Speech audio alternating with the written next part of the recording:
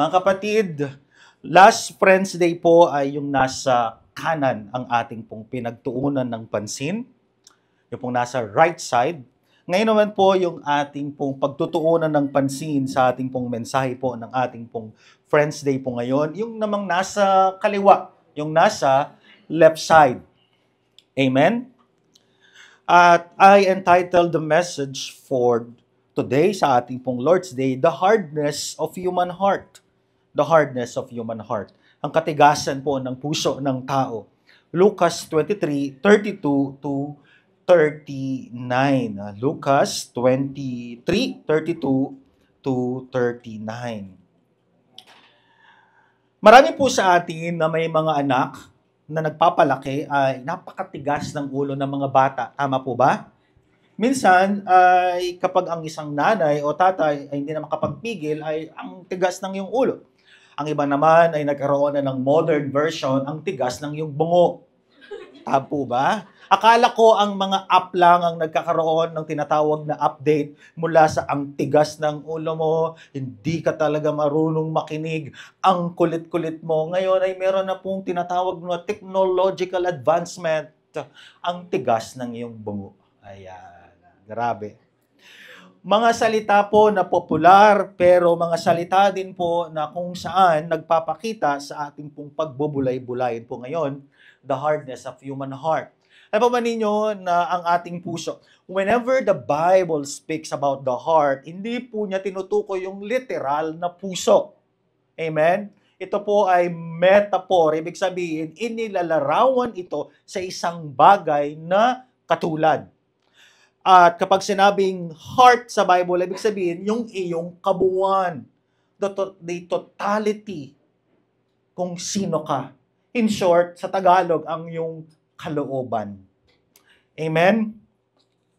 Mga kapatid, makikita po natin po dito as we celebrate the June, nito pong ating pong Friends Day, na talaga naman pong napakatigas ng puso ng tao. Hindi po dahil walang Diyos, hindi dahil walang tagapagligtas, hindi dahil wala tayong narinig patungkol sa Diyos,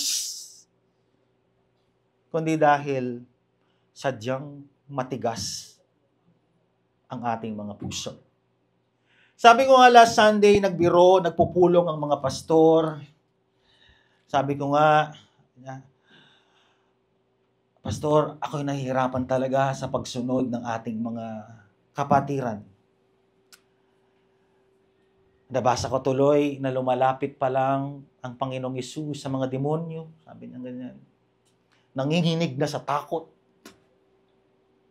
Ako nakailang saway na ako, nakailang rebuke na ako, nakailang prayer and fasting na ako. Kulang na lang, hindi ko higitan yung 40 days and 40 night fasting ng Panginoong Hesus. Doon sa Mount Ararat. Hindi pa rin sila sumusunod. O pastor, ano ang ating application? Sabi niya, be like demons. Ibig sabihin, meron talaga katigasan ng puso. Amen? And here we are. Kung yung nasa right side, nagpakumbaba at naligtas, today you will be with me in the paradise. Lo and behold, ngayon naman, anyari doon sa nasa left side. Amen? Anyari? Anong nangyari sa kanya? Bakit hindi niya naranasan the same salvation at that time na naranasan nung nasa right side? Amen? Alam po ninyo, pareho lang sila ng track record. Pareho lang po ng track record yung pong nasa left side and nasa right side. A convicted criminal, pareho silang magnanakaw. Amen? Pareho silang outcast ng society. Anong ibig sabihin ng outcast ng society? Pinandidirihan. Diba? Hindi tinatanggap. And then, pareho lang naman sila na they will be remembered as a criminal. Di po ba? Kapag narinig nyo ang salitang Etchegaray, Leo Etchegaray, ano ang inyong ano? Di po ba yung nabitay nung panahon po? I think, former President Estrada pa, napaghahalata ng edad, Pastor Mark. Kriminal. And then number 4, a shame to his family and society. Ano po ba yung may pagmamalaki niyan? Wala po. Amen? So pareho lang sila ng track record. But, tingnan natin, what did he witness about Christ? Pareho din sila ng na-witness. Yung nasa left side at right side, pareho po sila ng track record. Pareho din po sila ng nasaksihan. Lo and behold, andun po sila sa kalalagayan ng ating Panginoong Hesus. They are witness. At ang ganda, alam nyo po sa usaping legal kapag sinabing eyewitness, napaka-credible mo. Amen? Kaya yung mga manunulat po ng Biblia ay tinatawag na they are not only prophets, they are not only apostles, but they are also eyewitness. Nakita nila, andun sila. So number 1, he witnessed Christ's power to forgive sin. Lucas chapter 23 verse 34, sinabi ni Jesus, Ama, patawarin mo sila sapagkat hindi nila nalalaman ang kanilang ginagawa. He witnessed this. Narinig niya, nakita niya. Alam po ninyo, ito sana yung pagkakataon niya na humingi ng tawad sa Diyos. You know why? Ito sana yung opportunity na kanya sanang hindi pinakawalan, kagaya nung nasa kanan, pero na-miss niya. Why are you saying that, Pastor Mark? Bakit miss opportunity? Dahil sa katigasan ng puso niya, dahil sa kanyang pride. Kasi, kung si Kristo mismo nag-alay at naghandog ng pagpapatawad doon sa mga nanlilibak at nang-iinsulto sa kanya, at that moment, kung naisip lang niya na, teka lang, kung itong mga nanlilibak at nanlalait kay Kristo, right at that moment ay pinatawad at nagandog siya ng pagpapatawad at hiningi niya sa Ama, how much more ako bilang isang magnanakaw na kriminal? Para-pareho lang naman kami na mga makasalanan dito at nagkasala. Hindi po ba?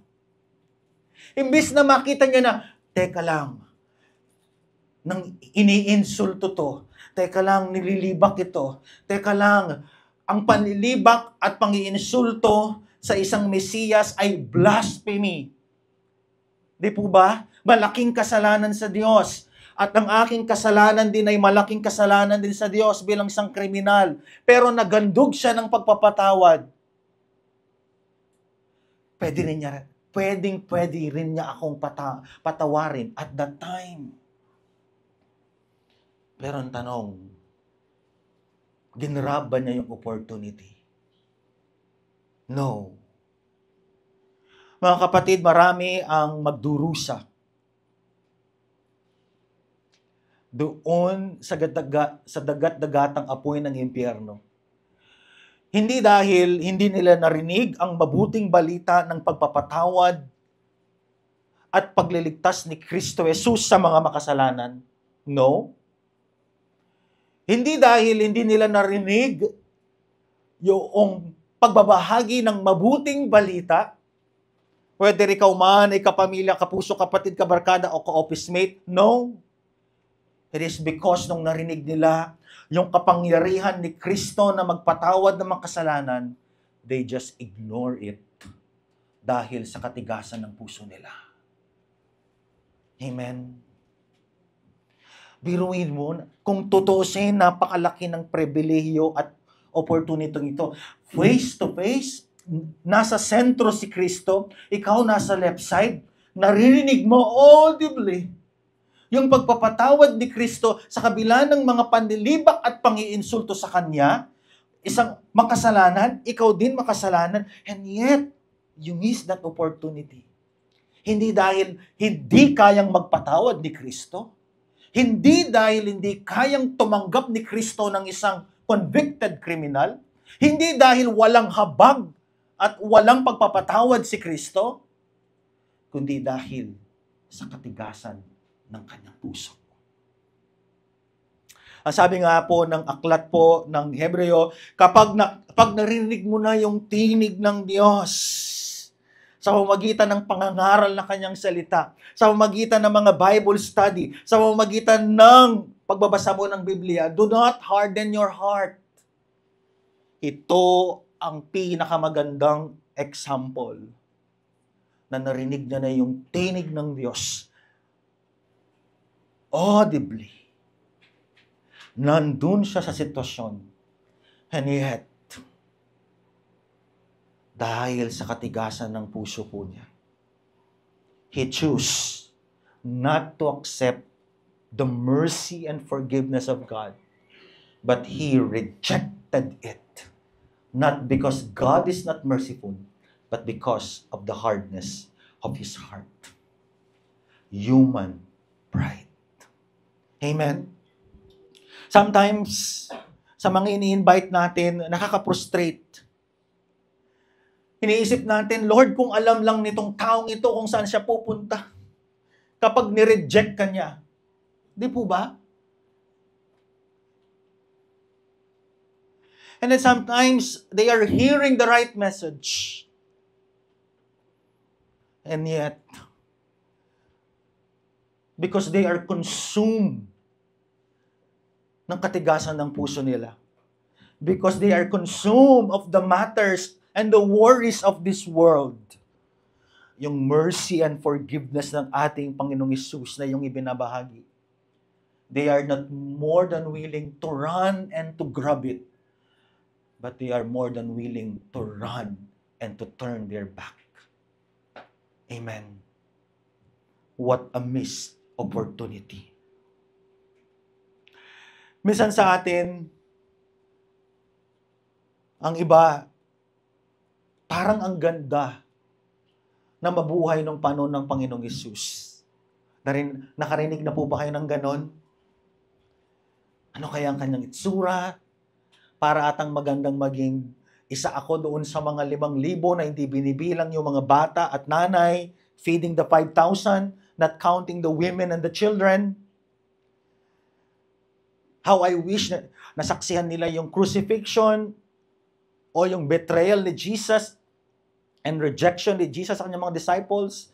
Pero hindi nila alam, lo and behold, hindi natin alam na kung mang tayo ay nabuhay at that time, baka isa ka rin sa mga nag-reject ng libak at bumatikos sa kanya. Amen?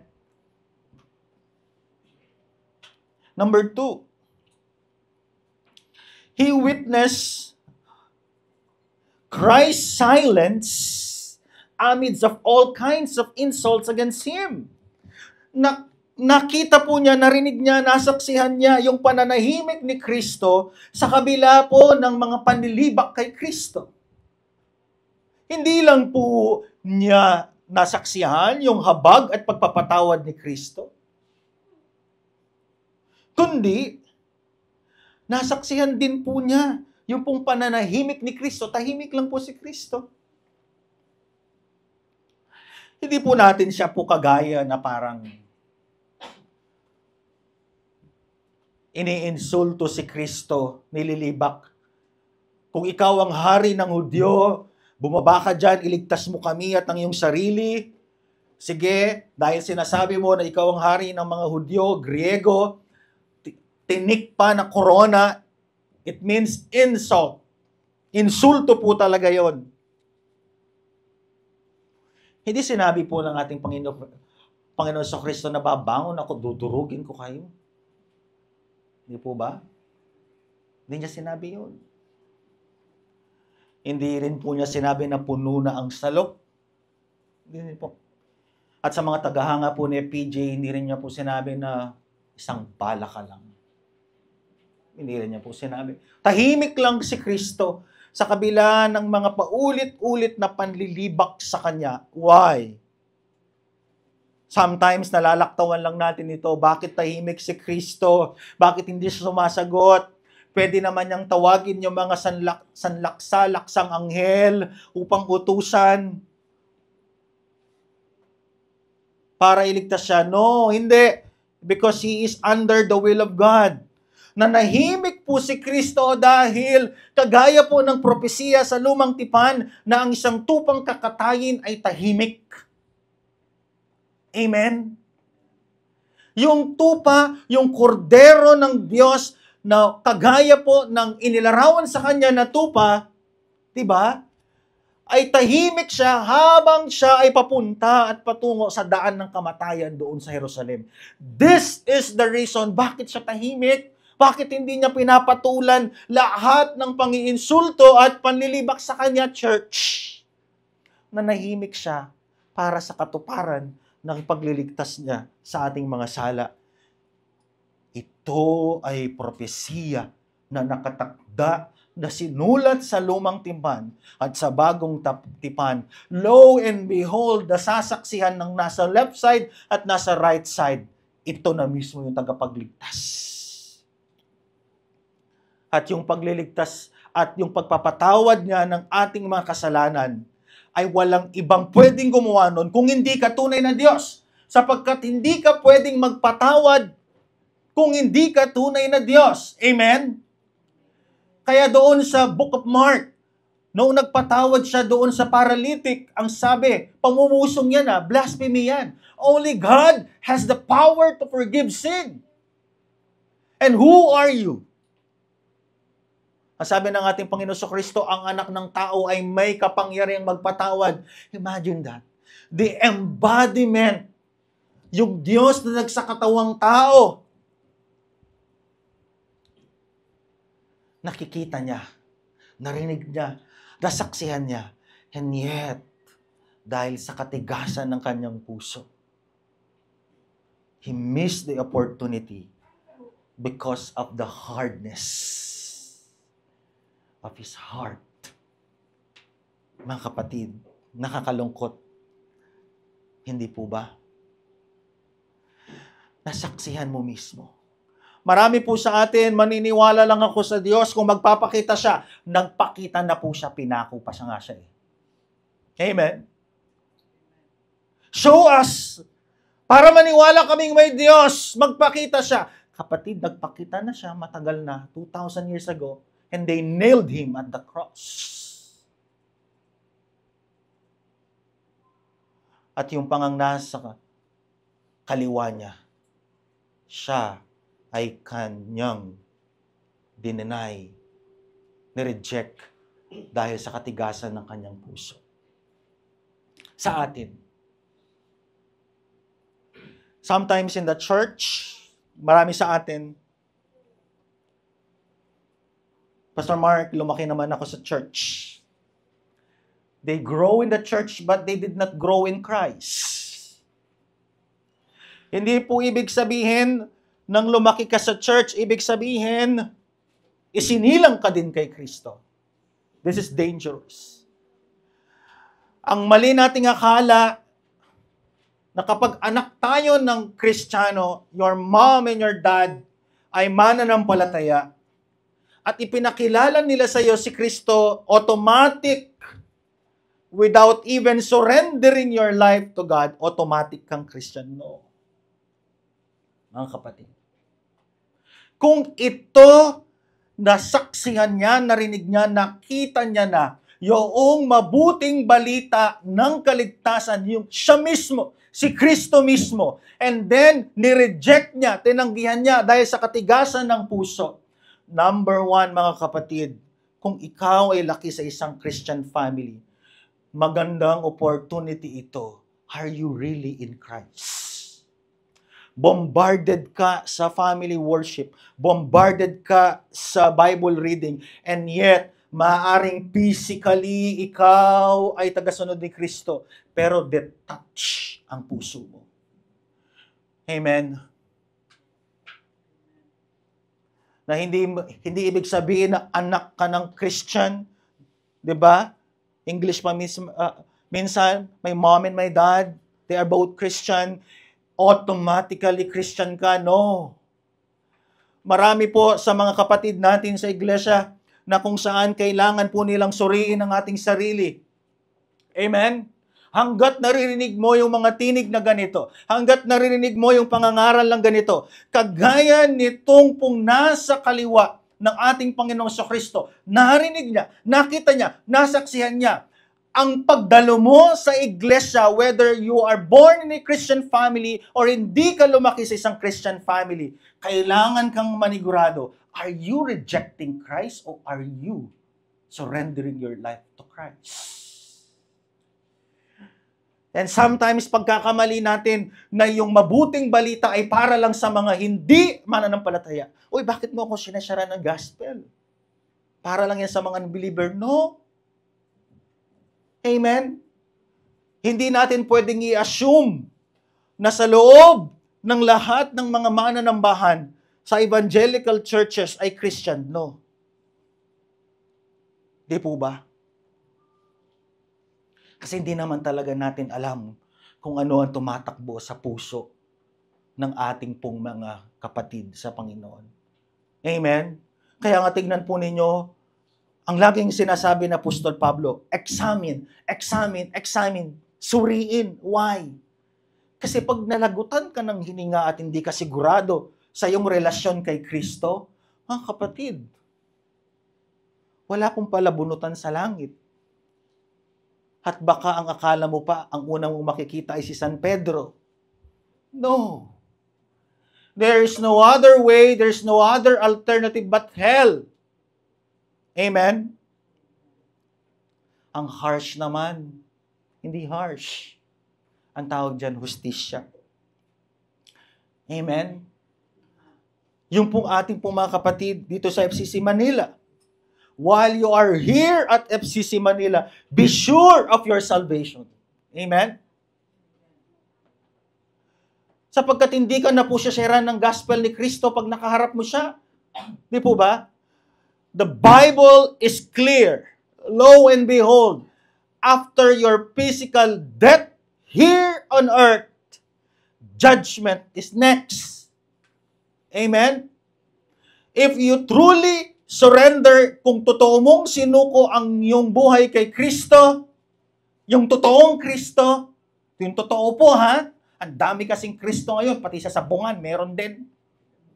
Yung totoong Kristo, hindi yung Kristo na merong binahaginan ng mabuting balita. Pastor, ako nga napaka-devoted ko kay Kristo. Tuwing Biyernes nga, pinupuntahan ko. No, hindi yun ang Kristong tinutukoy. Yung Kristong muling, yung namatay at muling nabuhay at muling babalik. Amen? Be sure of your salvation, mga kapatid. Amen? Ewan ko ba, kapag sinasabi mo na, kapatid, na hindi ko na kailangan ng church, pwede naman akong mag-pray sa bahay. Pag sinasabi mo na lumaki naman ako sa Christian family, hayaan ko na lang ang aking nanay at tatay na mag-share ng gospel. Kaya naman nila yan kasi ang mahalaga, kasi personal naman yung relationship sa Diyos. Wow, ang gandang pakinggan. No? Personal naman.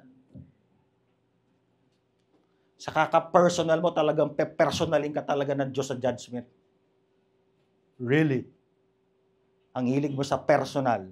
And tuloy, magpa-face-to-face talaga kayo. While you are hearing the Word of God, while you are seeing the beauty, the glory, the wonders, the praise ng ating Panginoong Yesus, be sure of your salvation. Diba? Hindi po ba nakakatakot na nasa ministry ka at ang tagal mo na sa ministry and yet hindi ka ligtas? Di po ba nakakatakot yon? Madali kasing pekein ang physical. Hello, church? Amen? Ito, narinig niya, na-witness niya. Pero yung puso niya, iba. Pastor Mark, meron ba ganun sa Bible? Kasama ni Kristong naglilingkod?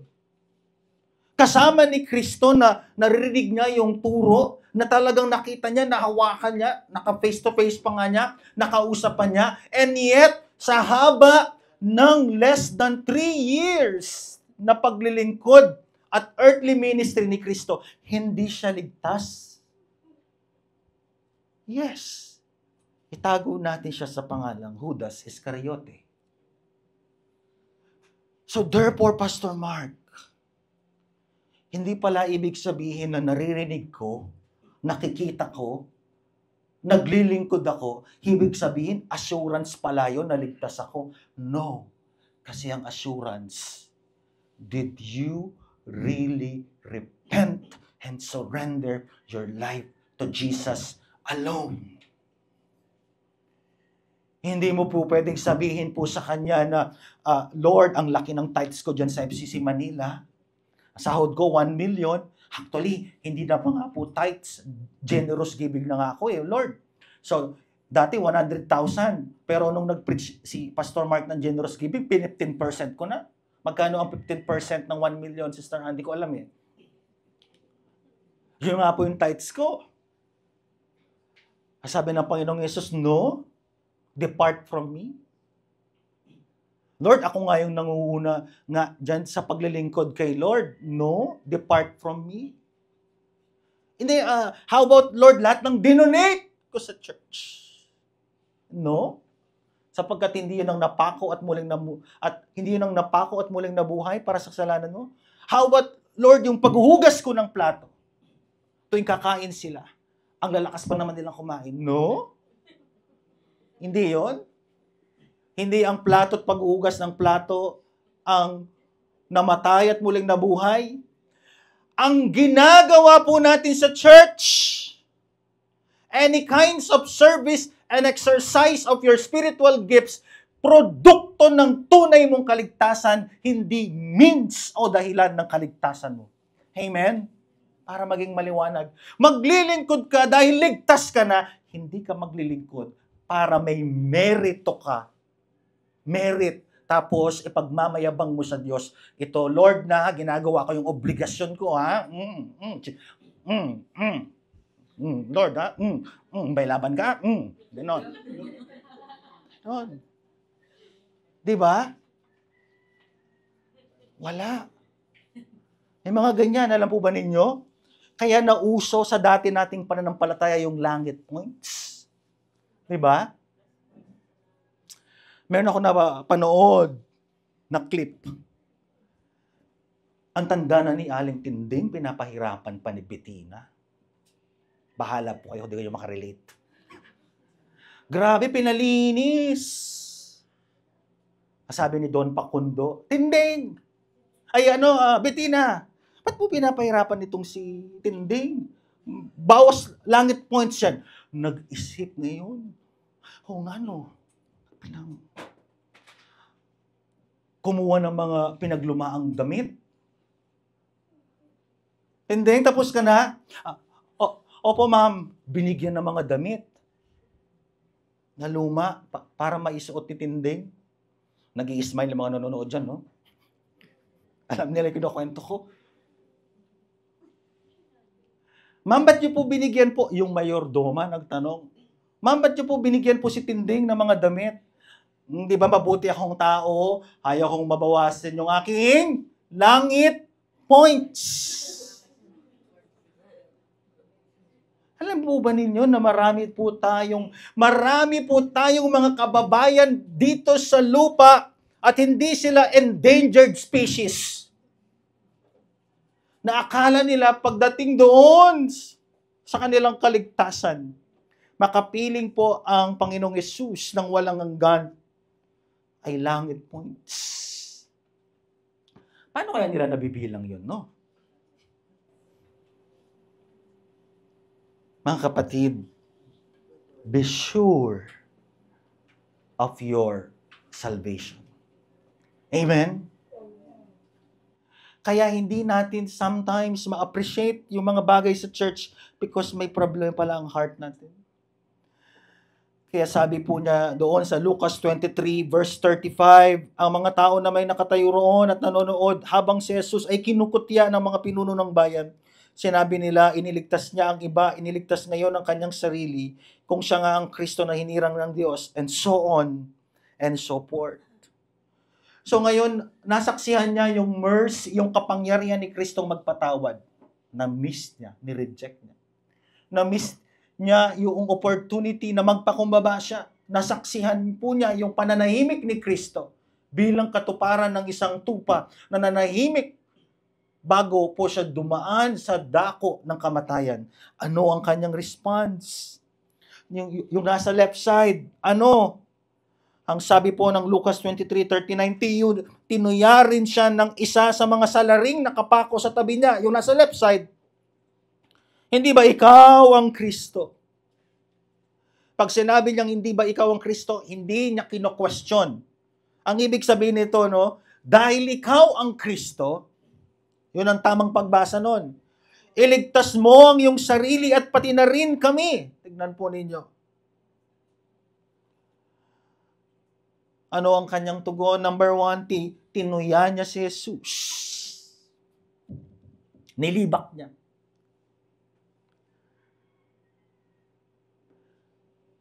Nag-go with the flow. Imbis nagayahin niya yung nasa right side. Di ba yung nasa right side, nirebuke siya? Nawalan ka na ba ng takot sa Diyos? Ang taong ito ay hindi nagkasala at tayo ay pinaparusahan dahil karapat-dapat tayo. At saka sinabi niyang Panginoong Hesus, ngayon din alalahanin mo ako sa paraiso. Pero siya iba dahil sa katigasan ng kanyang puso. Tinuya niya. Ano ibig sabihin ng tinuya niya? Kung ikaw si Kristo. Hindi niya sinasabi na, hindi niya po pinagdududahan na si Kristo. Alam niya na yung napako sa krus, nakasama nila, yung nasa gitna, ay siya talagang tagapagligtas. Alam niya. Pero he chose. Natuyain siya. Mga kapatid, nakakalungkot. Marami po sa atin, ang akala po natin, hindi natin po natutuya ang ating Panginoong Hesus in our modern day. Amen? Lahat ng uri po ng pag-reject mo sa kung sino si Jesus at sa kung anong ginagawa ng Diyos, ay yan ay panunuya sa Kanya. Amen? Uulitin ko. Anumang uri po ng panunuya, anumang uri ng pag-reject, anumang uri ng pagtanggi kay Kristo, ay isang uri ng pagtutuya ngayon sa Kanya. Panlilibak sa Kanya. Amen? Halimbawa, kung talagang may Diyos, ba't hindi siya magpakita? Halimbawa, hindi ko na kailangan si Kristo. Ang kailangan ko ay kung ano ang magagawa ko. Kasi in the first place, personal naman ang kaligtasan. Hindi, ang kaligtasan ay isa lang yan na parang elepante. Na lahat ng relihiyon ay papunta sa Diyos na parang paglalakbay lang sa isang bundok, ngunit magkakaiba-iba tayo ng daraanan. Lahat po ng yan ay panunuya kay Kristo. He chose to reject Christ. He chose to harden his heart. Number 2, hinamon at sinubok si Kristo, hindi ba ikaw ang Mesiyas? Di ba makapangyarihan ka sa lahat? Bakit hindi mo kami iligtas at ang iyong sarili? Alam po ba ninyo na hindi niya naiintindihan kung bakit si Kristo ay kasama nilang napako? Hindi niya naiintindihan na si Kristo sumusunod sa kalooban ng Ama at tinanggap yung kaparusahang dapat sa atin dahil sumunod si Kristo sa kalooban niya ng Ama. Na kung hindi nawa niya, sana yung pong nag-harden ng puso, makikinabang siya sa pagsunod ni Kristo. Para sa Kanya yun. Amen? Para sa mga makasalanan nating tulad mo at tulad ko, yung pagsunod ni Kristo para bitbitin yung ating kasalanan. Amen?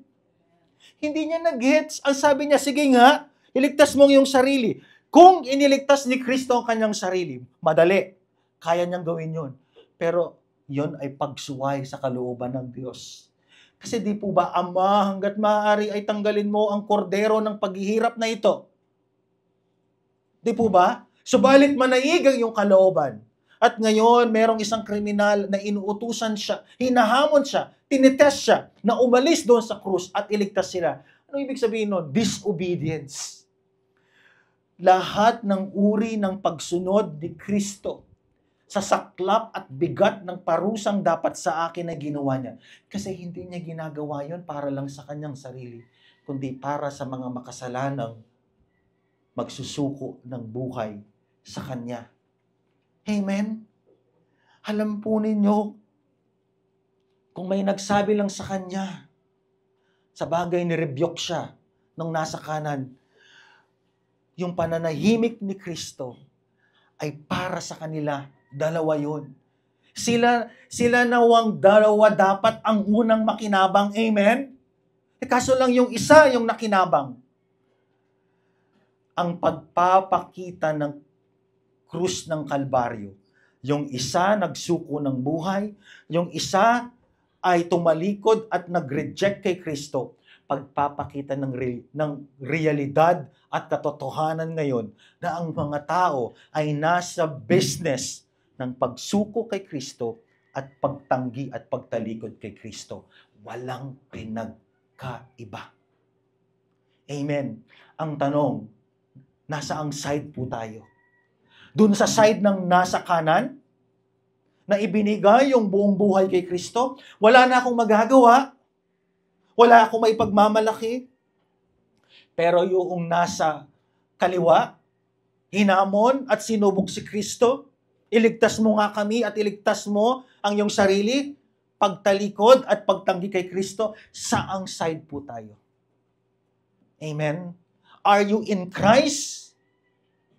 Or are you in rejecting doon sa mabuting balita ng Panginoong Hesus?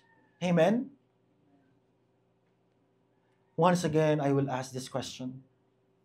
Gaano nga ba tayo katiyak na talagang totoong-totoo na wala kang pinanghahawakan para sa kaligtasan mo, kundi ang perpekto't sapat na ginawa lang ni Kristo sa krus ng Kalbaryo. Amen? Hindi ka pinagbabawalan ng Diyos na gumawa at maging masaya sa mga bagay na tunay na makakapagpasaya sa atin. No, hindi KJ ang ating Panginoong Hesus. Hindi niya tayo pinagbabawalan pong mangharap ng mga pangarap basta't legal at ayon sa kalooban niya. Amen? Pero ito, yung walang hanggan, eternity ang pinag-uusapan dito. Mga kapatid, yun na yung moment niya. Imagine niyo, yung eternity, yung mismong tagapagligtas, hindi nangaral na pastor, hindi nangaral na kaibigan, kapatid, kabarkada yung nangaral sa kanya. Amen? Yung mismong tagapagligtas. Kung tutusin, napakalaking pribilehiyo nun. Amen? Bagamat, napakalunos-lunos ang kanyang kalalagayan. And yet, dahil sa katigasan ng kanyang puso, hinamon at sinubok pa niya si Kristo. Mga kapatid, ganyan din yung mga nangyayari sa atin. Saka na lang ako tunay na magsusuko ng buhay kapag may sakit na ako. Mga kapatid, huwag mong kakalimutan na ang Diyos ay Diyos ng katarungan. Alam niyang nilalaman ng iyong puso. Amen? Mag-enjoy muna ako sa mga bagay na patungkol sa mundong ito. Saka na lang ako magsisisi. No? Hindi mo alam ang mangyayari sa iyo sa araw ng bukas. Hindi po ba? Napaka-busy sa mundong ibabaw. Kumakanta pa ng Forever Young at kumakanta pa ng Forever na as if forever tayo dito. No. Hindi kayang tapatan ng 50, 60, 70, 80, 90, 100 or 120 years old yung eternity. Sabihin mo sa katabi mong eternity. Amen? Yun ang sinayang niya. Yung magliligtas sa kanya para sa magandang kalalagayan niya. Kagaya nung nasa kanan, yung buhay na walang ganang pagpapatawad, pinagpalit niya. At yung eternity, pang walang hanggan, na-miss niya. Mga kapatid, saan ba talaga natin ini-invest ang ating pong mga buhay? Amen? Where do you invest your life? Nakakapagtaka. Totoo, marami pa tayong gustong maranasan. Amen?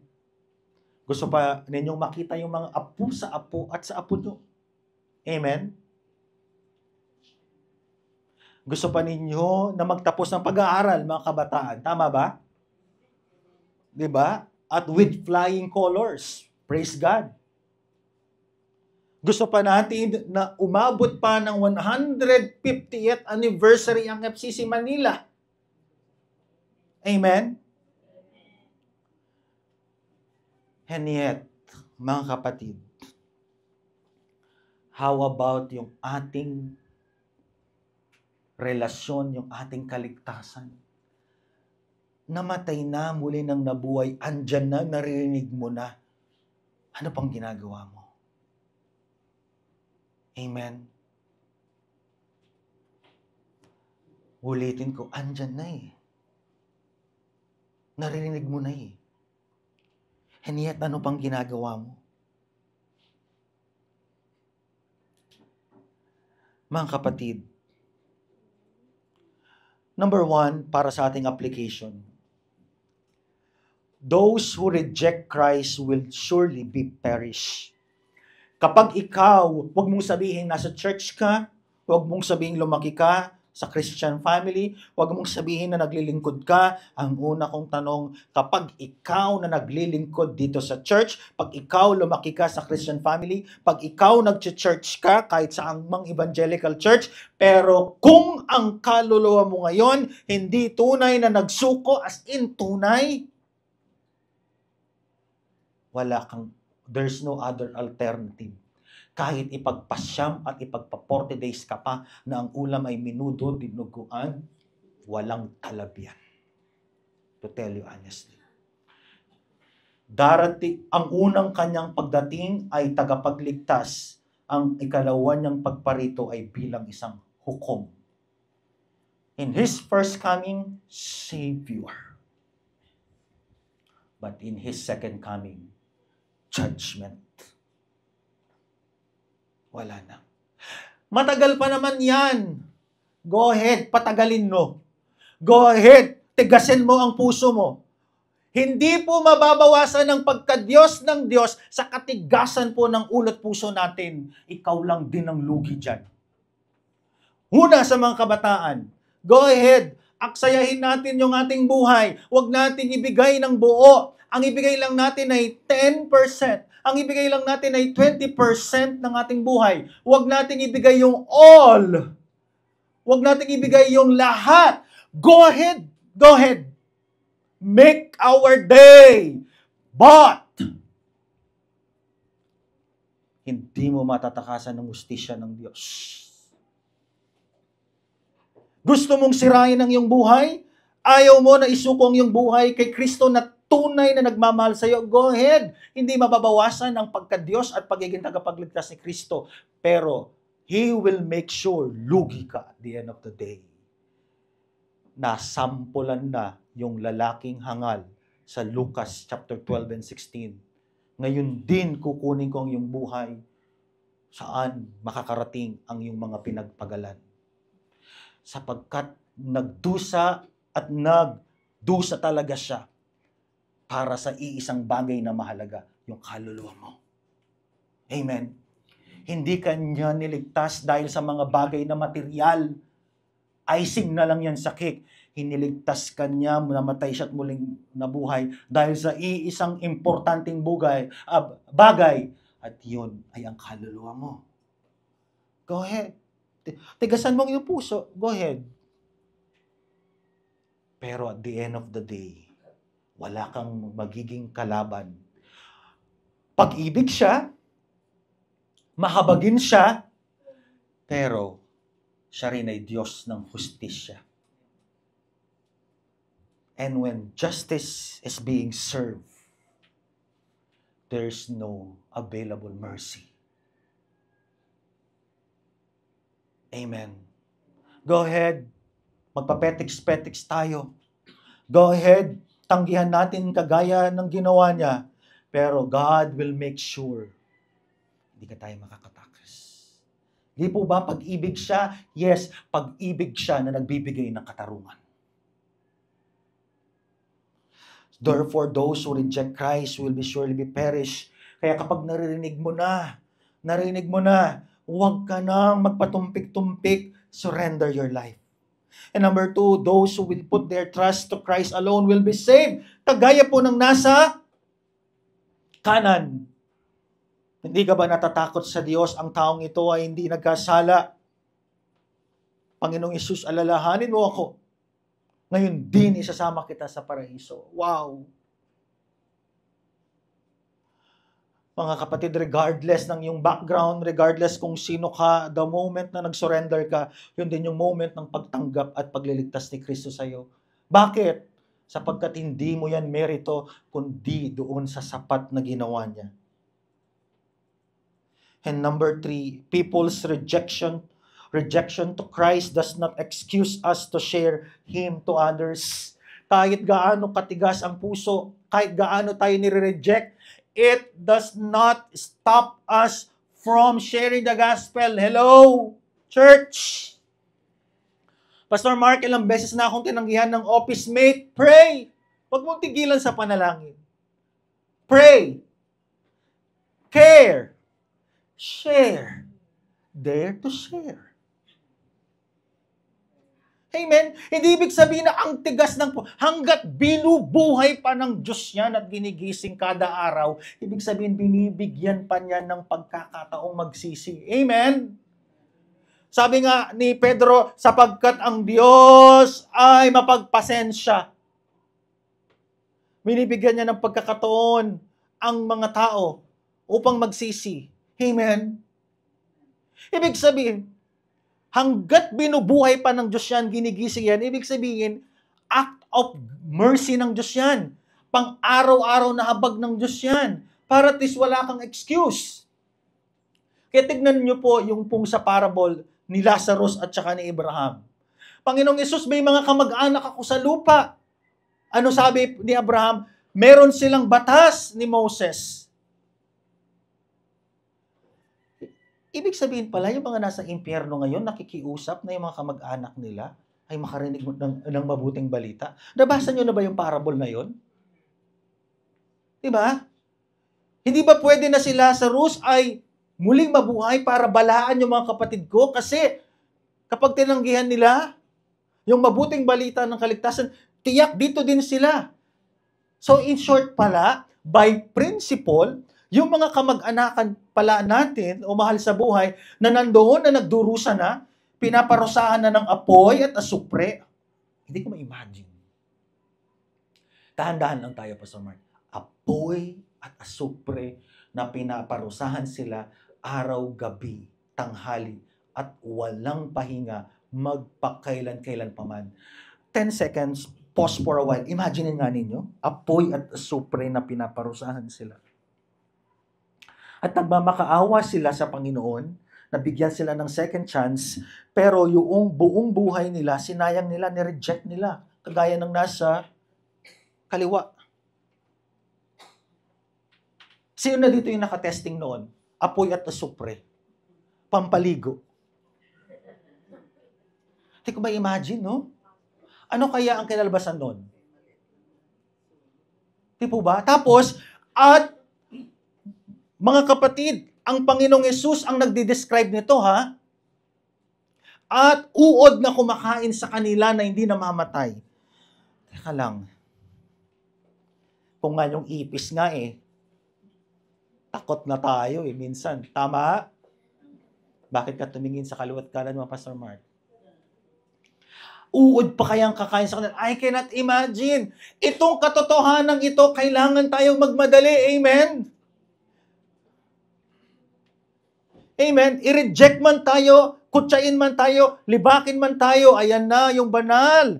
Ayan na, magsishare na siya. Ayan na. Naku, ayan na yung lalampas ng langit. As if nakarating sila doon. Go ahead, kutsain ka man, libakin ka man. Huwag mong sayangin. Share. Di ba? Balang araw, kapag binuksan ng Diyos ang puso niyan, pagpapasalamat sa iyo. Amen. Go ahead. Tagtarin mo lang ng prayer. Tagtarin mo ng online invitation. Go ahead. Kung hindi man pumunta rito ng June edition natin ng Friends Day, may July edition pa, may September edition. Para lang showbiz to, Pastor Mark. At mayroon pang December edition. Go ahead. Hanggat nakatirik ang FCC Manila dito, huwag tayong titigil. Dare to share. The more na matigas ang puso, the more na ipanalangin natin, the more na huwag nating tigilan. Pero huwag lang tayong mag-focus sa kanila. Maghanap din tayo ng iba. Kasi kung nga yung nandoon sa impyerno, sabi niya, Amang Abraham, hutusan niyo po si Lazaro. Balaan ng aking mga kapatid. Nung nabasa ko yon, ibig sabihin pala yung mga nandoon na nakikiusap. Amen? Alam ba ninyo, yung mga taong pong nasa impyerno, hindi mawawala yung kanilang alaala. Pero yung mga taong nasa langit, tatanggalin lang yung mga painful na mga memories natin. Yun ang pagkakaiba natin sa kanila.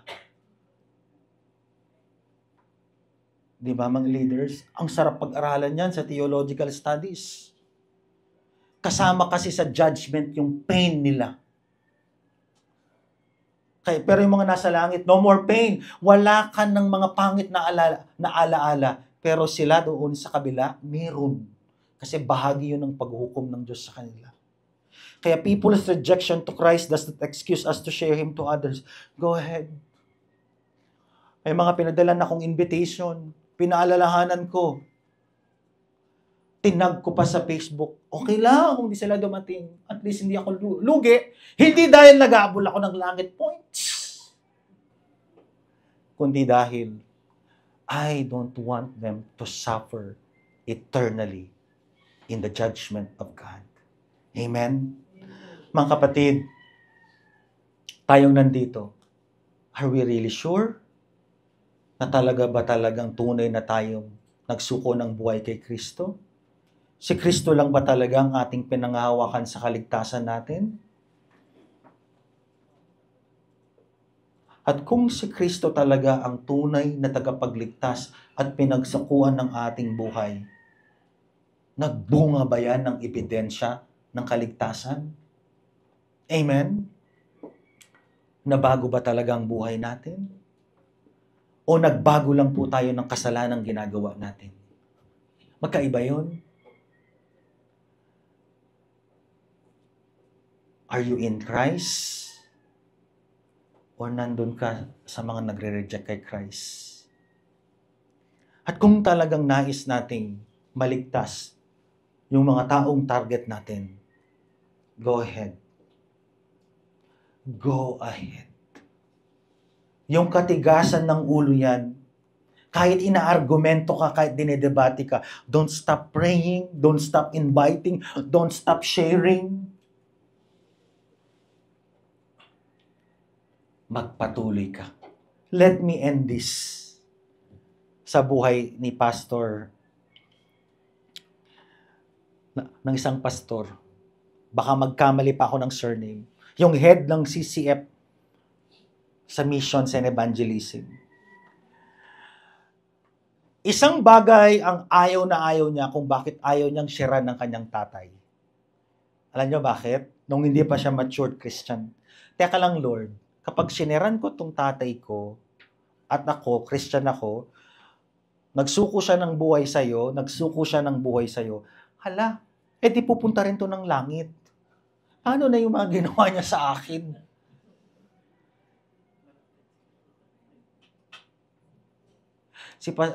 Si Pastor Guy Kiko ang apelido.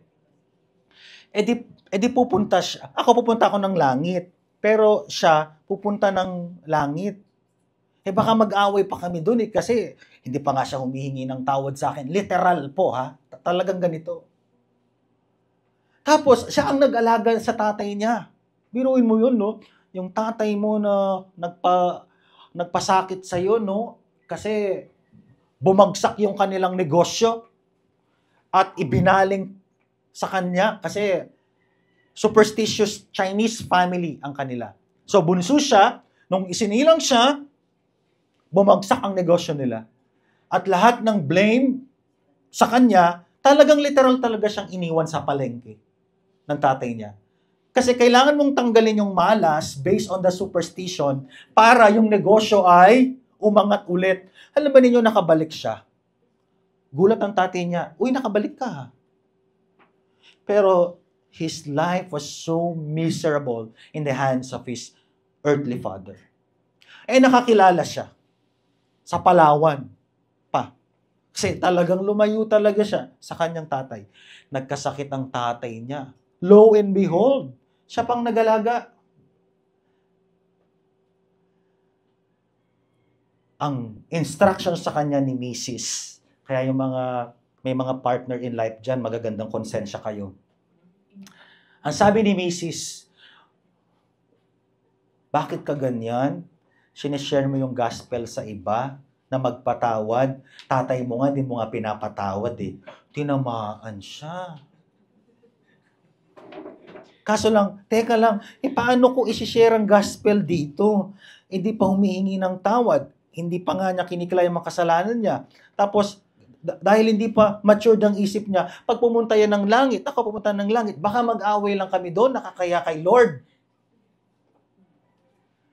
Wala siyang magawa. Siya yung nag-aalaga. Biruin mo, ikaw yung mag-share ng gospel sa isang taong na ang tigas din ng puso. Di ba? Kaya isipin nyo na kung sino yung mga matigas na puso sa inyong mga circle, kayo ang gagamitin ni Lord. Why not? First month, hindi talaga alam. Second month, third month, hindi talaga alam. Ito na na-convict na siya. Hindi na tinagasan ng puso ni Pastor Goy Kiko. Hindi na nag-harden ang heart. Sabi niya, siya yung unang humingi ng tawad. Lo and behold, yung tatay niya na hindi umiimik, humingi po ng tawad sa kanya. Alam niyo, mga kapatid, people's rejection to Christ doesn't excuse us to share Him to others. Tinuwid ng Diyos yung puso niya para dalhin, ibahagi yung mensahe ng kaligtasan sa kanyang tatay. After that, hindi niya alam, yun na lang pala yung hinihintay ng Diyos para kunin yung tatay niya. Mga kapatid, don't stop sharing the gospel. Amen? FCC Manila, sometimes makakaramdam tayo ng frustration. Nasaan yung mga in-invite natin? Where are they? But don't stop. Be faithful. At yung mga nandito, be sure of your salvation.